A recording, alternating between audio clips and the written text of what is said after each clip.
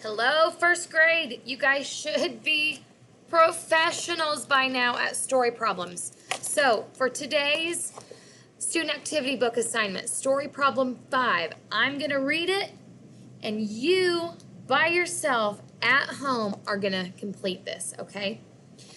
So, story problem 5, you ready? Solve the problem, and what? Show your work, okay? Kim bought 9 pencils. Sam gave her 7 more pencils. How many pencils does Kim have now? What are you going to do? Draw a picture. Use a number line. Use a tens frame. Write it out. Whatever you do, show your work. Make sure you write your equation as well. Answer. And that's it for today, okay?